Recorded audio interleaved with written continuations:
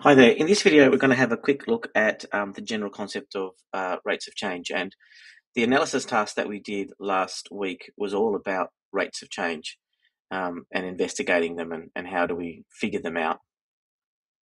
This is just a general chat. So here's part 4 from the analysis, and all of these things here relate to different rates of change. Like so, and we talked about it in the discussion. And the rate of change ultimately is all about reflecting the change of one unit with respect to another unit. And in this instance, we've got distance versus time. So the rates of change in this graph relate to kilometres per hour based upon this graph. We also had, say, for example, in the other parts of the investigation, like emptying the water container, we had time as our independent variable and volume as our dependent variable. So that was litres per second. So volume per time, litres per second. So these are examples of rates. So in the context of a graph, then as you are well aware, rates of change relate to the change in y over the change in x. So here we have a fairly steep gradient, and this relates to a high change in y compared to a small change in x. If it's a little bit flatter, it's not that flatter, but if it's a little less steeper, I suppose I should say, a bit more flatter, a bit less steep, then we have a smaller change in y compared to a change in x. So to go from here to here, I don't have to go as far down to get across to the graph again. And then, of course, if it's completely flat like this, then there is no change in y compared to x. And so the gradient is 0 because there is no change in rate. So that's rates in general. What we're going to do is we're going to have a quick look at the textbook, and we're going to just very briefly have a look at the examples in the textbook, and then you're going to have a crack at describing rates for yourself. So we're going to describe rates as positive or negative. And here we go. I'll just get the textbook up. So we're talking about water being poured into a vessel, so very similar to the analysis task, but you're asked to describe what the graph would look like.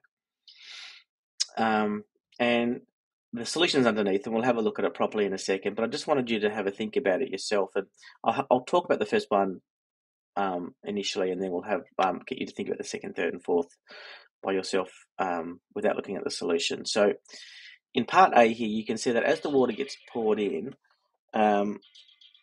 what happens is that the water will fill this little vessel at a constant rate all the way up to the top until it hits to the neck. And then because it's got a reduced flow here, it's going to increase up the neck even faster. So it's got to have a constant rate up to here and then another constant rate up to there. So pause the video and maybe think about what that graph would look like. So if you drew a y, which is height of water, and v is the water that has been poured in, what would the graph look like? Okay, in part B, hopefully you pause the video. In part B, we're going to do a similar sort of thing, but sort of imagine what's happening with the water first. So the water's pouring in and the water's going up here, but because it's a conical flask like this, the flow rate's going to increase, or the height's going to increase more quickly because it's a narrower aperture, I suppose, until it gets to here, in which case it's quite narrow. But from here to here, it's going to be constantly changing because it's constantly getting narrower and narrower. And then when it gets to the neck of the bottle, then it'll go up at a constant rate. So what would that look like? So pause the video, have a crack at doing that. Okay, so let's have a look at the solutions, and we'll just spell them out and then move on. So you can see here, in this graph here, as the volume of the water, as the volume of water being poured in increases, the height increases at a constant rate up to here. So hence, that's from here to here. And then when it gets to the neck of the bottle, the height's going to increase much faster. So you've got this sort of tail up here like that. In part B, we've got a curve followed by a straight line. So the curve relates to you can see it's the height is changing at a the height is increasing, but at a variable rate up until this point. And that's when it gets to the neck of the bottle. And then at the neck of the bottle, it then goes up at a constant rate. This one here has a bit of an inflection point here, like you have on a cubic. So it goes like that. And that's because of this round flask. It's going to be continually increasing, but it's sort of slowing down until it gets to that point there, which would be the middle of the conical flask, because it's getting wider and wider and wider and wider until it gets to this point, and then it's getting thinner and thinner and thinner up to the neck. And so as it gets thinner, it's now starting to take off with a bit of speed until it hits the neck, and then it's a constant flow up. And this sort of like a Christmas tree kind of thing, hopefully that makes sense as well. We're going to have a variable rate up to here, and then once it hits here, it's going to have a variable rate again, and then it's going to have a variable rate again, and then it's going to have the neck. And hence you've got this, and this, then this, just getting a bit steeper each time, or the flow rate's getting faster and faster each time until you hit the neck of the bottle, and then it's going straight up like that. Okay, so there we go. The next one is a particle travels in a straight line. The graph shows the distance d meters of the particle from a fixed point O over a period of 20 minutes to describe the motion of the particle. And so this is just a full-on, just straight-up description. So it says the particle is initially 5 meters from the origin. We can see that because it's starting there. It travels away from O for 3 minutes at a constant speed of 5/3 meters per minute. So I'll just spell that out so we can sort of see it. So it's risen 5 meters. So from 5 to 10, we get to this top point here, but it's only gone across 3 minutes. So it's 5 meters per 3 minutes, or 5/3 of a meter per minute. It then remains stationary, and that's this flat bed here, at a distance of 10 meters from O for 4 minutes. So from 3 till 7 is 4 minutes, before returning to O at a speed which is gradually decreasing, so it's not constant, gradually decreasing, so that it comes to rest at O at time equals 20 minutes. So hopefully that makes sense of that. I'm not going to get you to do examples of this, but example 3, I'm going to get you to do a couple of problems from the textbook.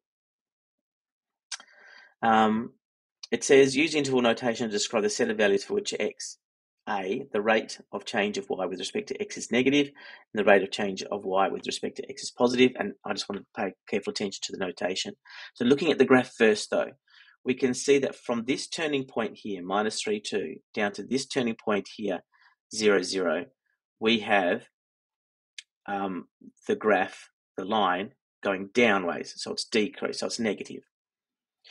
So you can see here it says the rate of change of y with respect to x is negative for x belonging to the set of numbers between -3 and 0, bracket -3, (0). Remember, that interval notation is not a coordinate.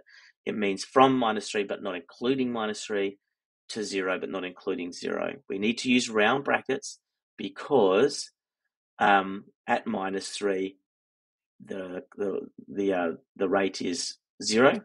And at 0, 0, the rate is 0. It's flat there and there. And we'll explore that in more depth at another time.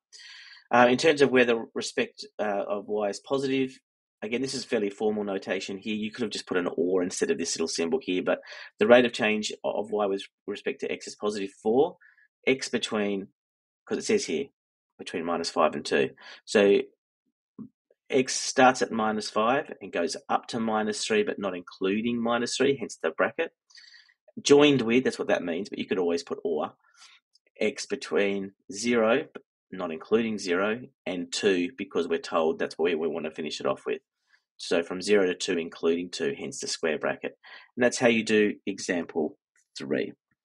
Okay, just a quick look at the section summary.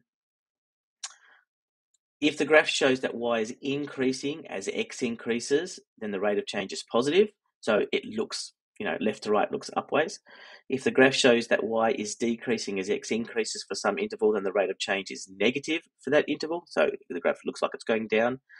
if y remains the same value as x changes, the corresponding graph is a horizontal line and the rate of change of y is 0. So you've got three basic values there: positive, negative, or description, sorry, positive, negative, or 0. So with that in mind, I'd now like you to go to exercise 16A, and you're just going to do two quick problems just to keep your hat in the ring, throw your hat in the ring to keep your head in the game. Do question 11 and do question 12, and then we'll come back and explore a little bit further.